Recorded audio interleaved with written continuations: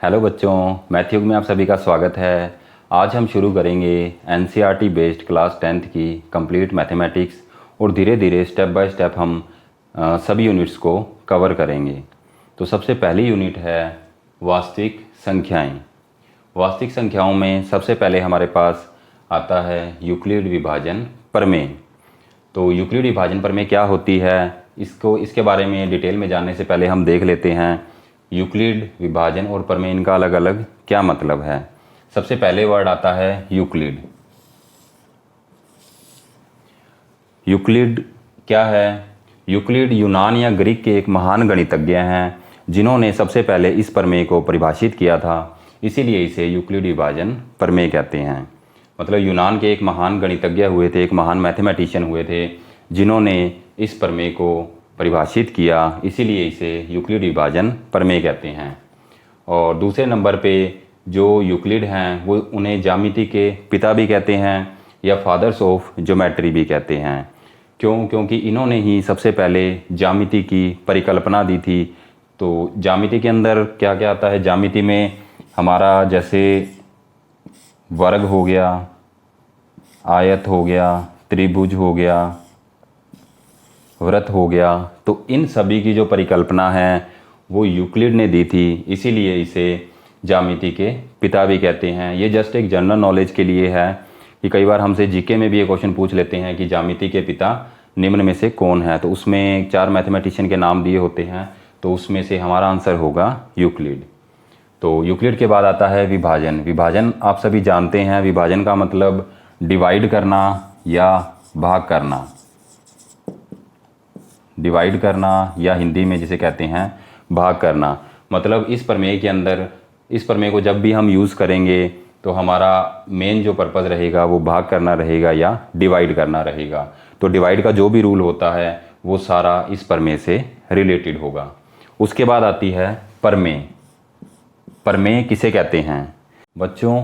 प्रमेय जो है वो पहले से परिभाषित एक कथन होता है, या इंग्लिश में प्रमेय को लिमा कहते हैं। लिमा जो है वो प्री डिफाइंड एक स्टेटमेंट होती है।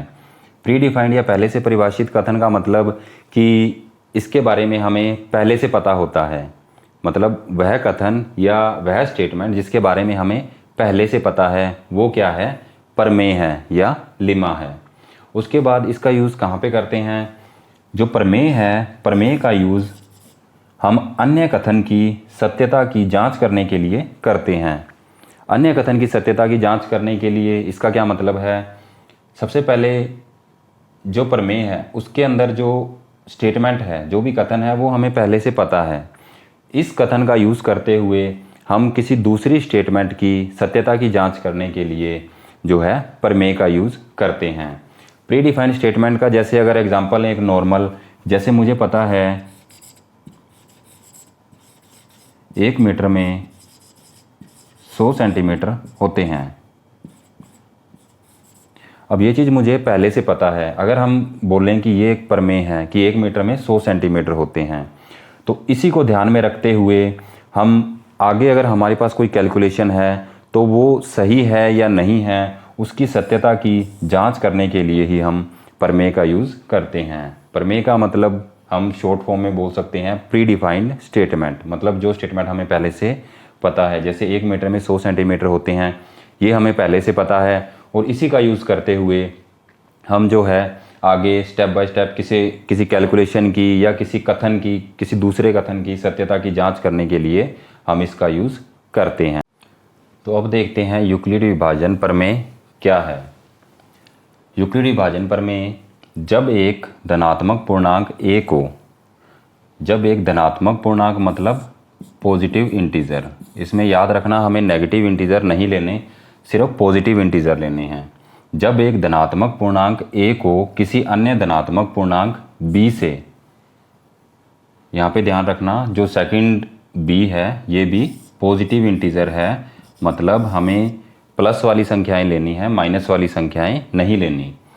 जब एक धनात्मक पूर्णांक a को किसी अन्य धनात्मक पूर्णांक b से विभाजित किया जाता है या डिवाइड किया जाता है तो शेषफल r प्राप्त होता है। मतलब जब एक धनात्मक पूर्णांक a को b से डिवाइड करेंगे तो हमें जो रिमाइंडर है या शेषफल है वो r प्राप्त होता है जो कि b से छोटा होता है। मतलब कि ये जो r है ये हमेशा b से छोटा होगा। और इसे हम इक्वेशन की फॉर्म में इस तरह से लिख सकते हैं a equal to B Q plus R, जहाँ r की वैल्यू b से हमेशा छोटी होगी और r की वैल्यू 0 के बराबर या फिर 0 से बड़ी होगी। तो ये हमारे पास है एक यूक्लिड विभाजन प्रमेय। इस इक्वेशन का यूज़ हम आगे एग्जाम्पल के थ्रू समझेंगे कि हम इसका उपयोग कैसे करते हैं। इससे पहले हम इसके बारे में थोड़ा सा और जान लेते हैं कि ये जो इक्वेशन लिखी है a equal to B Q plus R, इसे हम थोड़ा सा और इलेबोरेट कर लेते हैं। उसके बाद हम एग्जाम्पल के थ्रू देखेंगे कि इस प्रमेय को हम कैसे यूज़ करते हैं। तो यूक्लिड विभाजन प्रमेय जो कि है a equal to B Q plus R, जहाँ पे r की वैल्यू 0 से बड़ी या बराबर होनी चाहिए और b से छोटी होनी चाहिए, इसे हम इस तरह से भी डिफ़ाइन कर सकते हैं।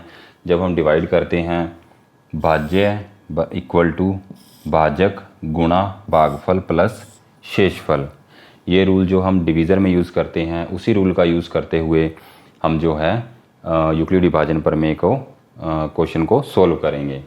और इंग्लिश में dividend equal to divisor into quotient plus remainder. उसके बाद है यूक्लिड विभाजन प्रमेय। ये तो हमारे पास एक कथन हो गया या प्री डिफाइंड स्टेटमेंट हो गई। अब हम देखते हैं यूक्लिड विभाजन प्रमेय का यूज़ करते कहाँ पे हैं। तो यूक्लिड विभाजन प्रमेय का यूज़ हम किन्हीं भी दो धनात्मक पूर्णांकों का HCF या महत्तम समापवर्ती ज्ञात करने के लिए करते हैं। जब भी हम यूक्लिड विभाजन प्रमेय का यूज़ HCF ज्ञात करने के लिए करेंगे तो हम हमेशा डिवीज़र का रूल फॉलो करेंगे। तो डिवीज़र के रूल के अकॉर्डिंग जैसे a equal to B Q plus R है, तो जब हम ये इक्वेशन इसमें जब डिवाइड करेंगे तो a को हम अंदर लिखेंगे, b को बाहर, यहाँ पे हमारा आ जाएगा क्वोशिएंट और यहाँ पे हमारा रिमाइंडर। तो हम जो है जो भी हमारे दो धनात्मक पूर्णांक होंगे यूक्लिड विभाजन प्रमेय में, तो जो बड़ा धनात्मक पूर्णांक होगा, सबसे पहले हम देखेंगे दोनों धनात्मक पूर्णांकों में से बड़ा धनात्मक पूर्णांक कौन सा है या बड़ा पॉजिटिव इंटीजर कौन सा है। जो बड़ा पॉजिटिव इंटीजर होगा उसे हम अंदर लिखेंगे, जो छोटा पॉजिटिव इंटीजर होगा उसे हम बाहर लिखेंगे और उसको डिवाइड करेंगे। क्योंकि हम जानते हैं कि बड़ी संख्या को छोटी संख्या से हम डिवाइड कर सकते हैं बट छोटी संख्या को बड़ी संख्या से डिवाइड नहीं कर सकते। तो जो भी हमारे पास दो धनात्मक पूर्णांक दिए गए होंगे, सबसे पहले हम देखेंगे उनमें से बड़ा कौन सा है।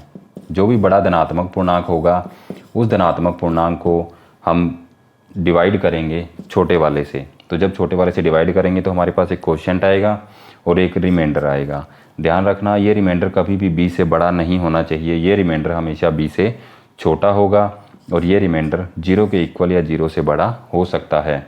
मतलब कि ये जो रिमाइंडर आएगा ये भी एक पॉजिटिव इंटीजर ही होगा। तो इसके बाद हम देखते हैं यूक्लिड विभाजन प्रमेय के कुछ एग्जाम्पल, जिसमें हम किन्हीं दो धनात्मक पूर्णांकों का HCF ज्ञात करेंगे। तो अब आगे बढ़ते हैं प्रश्नावली या यूनिट 1.1 की तरफ। तो